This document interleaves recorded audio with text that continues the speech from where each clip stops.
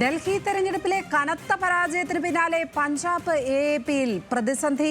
30ഓളം എ.എ.പി എം.എൽ.എമാർ രാജ്യഭീഷണി മുഴക്കിയതായി റിപ്പോർട്ടുകൾ. അടിയന്തര യോഗം വിളിച്ചിരിക്കുകയാണ് അരവിന്ദ് കെജ്രിവാൾ. വിവരങ്ങളുമായി ന്യൂസ് ഡെസ്കിൽ നിന്നും ശ്രീജിത്ത് ബാലകൃഷ്ണൻ ചേരുകയാണ്. ശ്രീജിത്ത്, എന്താണ് ആപ്പിൽ സംഭവിച്ചുകൊണ്ടിരിക്കുന്നത്? ഡൽഹിയിലെ ഒരു പരാജയത്തോടെ പഞ്ചാബിലും കാര്യങ്ങൾ അടിപതറുകയാണോ ആപ്പിന്? ലക്ഷ്മി, തീർച്ചയായും ഏറെക്കുറെ അങ്ങനെ തന്നെ വേണം അനുമാനിക്കാൻ. കാരണം കഴിഞ്ഞ 2 ദിവസങ്ങളായി പഞ്ചാബിൽ വലിയ രാഷ്ട്രീയ ചർച്ചകൾ നടക്കുകയായിരുന്നു. കാരണം ഡൽഹിയിലായിരുന്നു ആം ആദ്മി പാർട്ടിയുടെ ഉദയവും അതിൻ്റെ പ്രതാപവും എല്ലാം വളർന്നു വലുതായിരുന്നത്. ആ ഡൽഹിയിലെ പരാജയം ആം ആദ്മി പാർട്ടിയെ വലിയ രൂപത്തിൽ രാഷ്ട്രീയമായി അതിൻ്റെ അസ്തിത്വത്തെ ചോദ്യം ചെയ്യുന്ന രൂപത്തിലേക്ക് മാറിയിരിക്കുന്നു എന്ന് വേണം അനുമാനിക്കാൻ. കാരണം 30 എം.എൽ.എമാരുമായിട്ട് കോൺഗ്രസ് നേതാക്കൾ സംസാരിച്ചു. അക്കാര്യം കോൺഗ്രസിൻ്റെ ഇപ്പോൾ പ്രതിപക്ഷ നേതാവായിട്ടുള്ള പ്രതാപ് സിംഗ് ബജ്വ ഏതാണ്ട് സ്ഥിരീകരിച്ചു കഴിഞ്ഞു. 30 ആം ആദ്മി എം.എൽ.എമാരുമായി ഞങ്ങൾ സംസാരിച്ചു കഴിഞ്ഞു. അവർക്ക് സ്വാഭാവികമായും കോൺഗ്രസിലേക്ക് മടങ്ങി വരണമെന്ന ആഗ്രഹമുണ്ട്.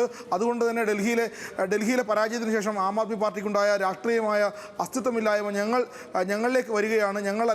ഞങ്ങൾ ആം ആദ്മി എം.എൽ.എമാരെ കോൺഗ്രസിലേക്ക് ചേർക്കാൻ പോവുകയാണ് എന്നൊരു പ്രസ്താവനയാണ് പ്രതാപ് സിംഗ് ബജ്വ നടത്തിയിട്ടുള്ളത്. അത് വലിയ രൂപത്തിൽ ചർച്ചയാകുന്നു. അതുകൊണ്ട് തന്നെ ഇന്ന് അരവിന്ദ് കെജ്രിവാൾ പഞ്ചാബിലെ ആം ആദ്മി എം.എൽ.എമാരുടെ യോഗം അടിയന്തരമായി വിളിച്ചിട്ടുണ്ട്. അത് മാത്രമല്ല, കോൺഗ്രസിനൊപ്പം ബി.ജെ.പിയും ആം ആദ്മി പാർട്ടിയെ ശിഥിലമാക്കാനുള്ള ശ്രമങ്ങൾ തുടങ്ങി എന്ന് വേണം മറ്റൊരു രൂപത്തിൽ കാണാൻ. കാരണം ബി.ജെ.പി ഇപ്പോൾ പറയുന്നത് പഞ്ചാബിൽ ഒഴിവുള്ള, അതായത് പഞ്ചാബിൽ 117 സീറ്റുകളാണുള്ളത് നിയമസഭയിലേക്ക്.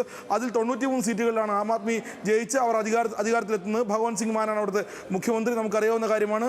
അവിടെ ഈ 93 എം.എൽ.എമാരിൽ 30 എം.എൽ.എമാരാണ് കോൺഗ്രസുമായി ഇപ്പോൾ ചർച്ചകൾ നടത്തിക്കൊണ്ടിരിക്കുന്നത്. അതിൻ്റെ തുടർച്ചയെന്ന് വേണം. ഇപ്പോൾ ഒഴിവുള്ള ഒരു സീറ്റ്, അതായത് ലുധിയാന വെസ്റ്റിലേക്ക് ഇനി നിയമസഭയിലേക്ക് ഉപതെരഞ്ഞെടുപ്പ് നടക്കേണ്ടിയിരിക്കുന്നു. ആ ലുധിയാന വെസ്റ്റ് മണ്ഡലത്തിൽ അരവിന്ദ് കെജ്രിവാൾ മത്സരിക്കും. അരവിന്ദ് കെജ്രിവാൾ മത്സരിച്ചു കഴിഞ്ഞാൽ ഭഗവന്ത് മാനെ മുഖ്യമന്ത്രി സ്ഥാനത്ത് നിന്ന് മാറ്റും. ആ രൂപത്തിലുള്ള ചർച്ചകൾ ബി.ജെ.പിയും ചർച്ചകൾക്ക് തുടക്കമിട്ടിരിക്കുന്നു, അല്ലെങ്കിൽ ആരോപണങ്ങൾക്ക് തുടക്കമിട്ടിരിക്കുന്നു. ഡൽഹിയിൽ അധികാരം നഷ്ടമായ അരവിന്ദ് കെജ്രിവാൾ പഞ്ചാബിലേക്ക് വരാൻ പോവുകയാണ്. പഞ്ചാബിലെ ലുധിയാന വെസ്റ്റിൽ നിന്ന് ഉപതെരഞ്ഞെടുപ്പിൽ മത്സരിക്കും. ആ രൂപത്തിൽ വലിയ രൂപത്തിൽ ആം ആദ്മി പാർട്ടിയെ രാഷ്ട്രീയമായി പ്രതിരോധത്തിലാക്കാനുള്ള ശ്രമങ്ങൾ കോൺഗ്രസും ബി.ജെ.പിയും ഒരേ സമയം നടത്തിക്കൊണ്ടിരിക്കുകയാണ്. ആ സാഹചര്യത്തിലാണ് ഇപ്പോൾ 30 എം.എൽ.എമാർ കോൺഗ്രസുമാരുമായി ചർച്ചകൾ നടത്തുന്നു. ബി.ജെ.പി നേരിട്ട് ആക്രമിക്കുന്നില്ലെങ്കിൽ പോലും, കാരണം ബി.ജെ.പിക്ക് അവിടെ 3 എം.എൽ.എമാർ മാത്രമാണുള്ളത്. ബി.ജെ.പി താരതമ്യേന പഞ്ചാബിൽ ഒരു ശുഷ്കമായ പാർട്ടിയാണ്. ശിരോമണി അകാലിദളും ബി.ജെ.പിയും ചേർന്നുള്ള സഖ്യമായിരുന്നു അവിടെ ഉണ്ടായിരുന്നത്. പക്ഷേ മുഖ്യ പ്രതിപക്ഷമായിട്ടുള്ളത് കോൺഗ്രസ്സാണ്. കോൺഗ്രസിന് ഏതാണ്ട് 16 എം.എൽ.എമാരുണ്ട്. ഈ 16 എം.എൽ.എമാരും ആം ആദ്മിയിൽ നിന്ന് ആരെങ്കിലും വിഘടിച്ചു വന്നാൽ 30 16 ഏതാണ്ട് 50 സീറ്റുകളിലേക്ക് അവർ മാറുന്നൊരു സാഹചര്യം ഉണ്ടായാൽ തീർച്ചയായും പഞ്ചാബിൽ വലിയ രാഷ്ട്രീയ അനിശ്ചിതത്വം ഉണ്ടാകും. അത് നഷ്ടം സംഭവിക്കുക ആം ആദ്മി പാർട്ടിക്ക് തന്നെയാണ്. അത് ലക്ഷ്മി സൂചിപ്പിച്ച പോലെ വലിയ രാഷ്ട്രീയ പരാജയം ഡൽഹിയിൽ നേരിട്ടു. ആ രാഷ്ട്രീയ പരാജയത്തിന്റെ തുടർച്ച എന്നോണം പഞ്ചാബിലും ആം ആദ്മി സാധാരണ ഇത്തരം രീതികൾ നടത്താറുള്ളത് ബി.ജെ.പി ആണ്.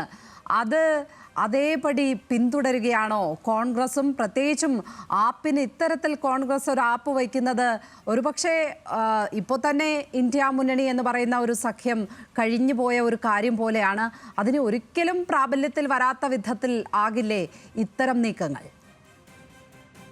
ഡൽഹിയിൽ പരാജയപ്പെട്ടത് ആം ആദ്മി പാർട്ടിയെ സംബന്ധിച്ചിടത്തോളം വലിയ രാഷ്ട്രീയ പരാജയമാണ്. ഇനിയൊരു തിരിച്ചുവരവ് ഉണ്ടാകുമോ എന്ന രൂപത്തിൽ ചർച്ചകൾ നടക്കുന്നുണ്ട്. ഇപ്പോൾ പ്രശാന്ത് ഭൂഷൺ, അതായത് പഴയ ആം ആദ്മി നേതാവ്, മുൻകാലത്ത് അരവിന്ദ് കെജ്രിവാളിൻ്റെ വലിയ സുഹൃത്തായിരുന്ന വ്യക്തി, അദ്ദേഹം വലിയ അഭിഭാഷകൻ, അദ്ദേഹം ഇന്ന് രാവിലെ പറഞ്ഞിട്ടുള്ളത് ഡൽഹിയിലെ പരാജയം ഏതാണ്ട് ആം ആദ്മി പാർട്ടി എന്ന് പറഞ്ഞ ഇന്ത്യയിലെ ഏറ്റവും പുതിയ പാർട്ടിയുടെ അസ്തമയത്തിലേക്ക് നീങ്ങുകയാണ്, അല്ലെങ്കിൽ അതിൻ്റെ അവസാനത്തിലേക്ക് നീങ്ങുകയാണ് എന്ന് പ്രശാന്ത് ഭൂഷൺ പറഞ്ഞിരിക്കുന്നു. കഴിഞ്ഞ ദിവസം ആം ആദ്മി പാർട്ടിയുടെ തുടക്കക്കാരിൽ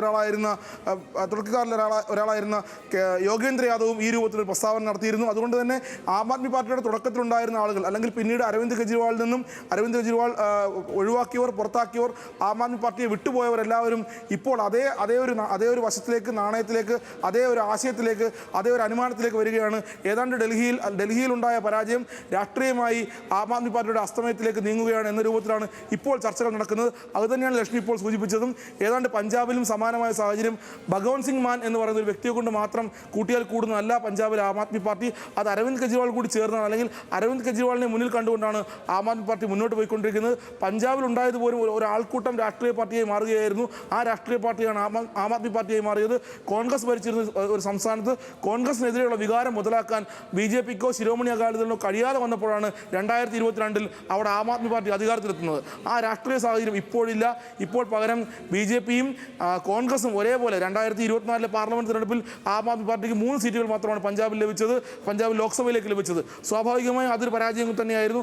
ആ പരാജയം കൂടി കണക്കിൽ എടുക്കുമ്പോൾ പഞ്ചാബിൽ വലിയ രാഷ്ട്രീയ അനിശ്ചിതത്വം, രാഷ്ട്രീയ അസ്തിത്വത്തെ ചോദ്യം ചെയ്യുന്ന രൂപത്തിലുള്ള സാഹചര്യം പഞ്ചാബിൽ ഇപ്പോൾ ആം ആദ്മി നേരിടുകയാണ്. ആ നേരിടുന്നതിൻ്റെ തുടർച്ചയാണ് ഏതാണ്ട് 30 എം എൽ എമാർ എന്ന് പറയുമ്പോൾ ഇപ്പോൾ അവർക്ക് കയ്യിലുള്ളത് 93 എം എൽ എമാരാണ്. അതിൽ തന്നെ 30 എം എൽ എമാർ കോൺഗ്രസുമായി ചർച്ചകൾ നടത്തുന്നു. BJP അവരിലേക്ക് ഇടപെടുന്നു.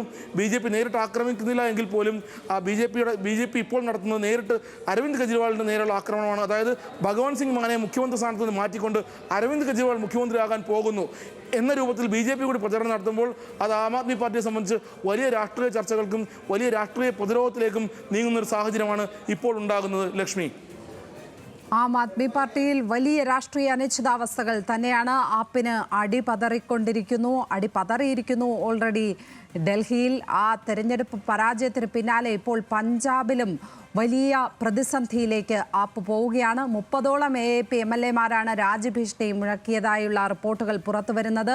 കോൺഗ്രസിലേക്ക് ഇവർ പോകും എന്നുള്ളതാണ് ഇപ്പോൾ ലഭിക്കുന്ന വിവരങ്ങൾ. ഇത്തരം നീക്കങ്ങൾ പലപ്പോഴും BJP ആണ് നടത്താറുള്ളത്.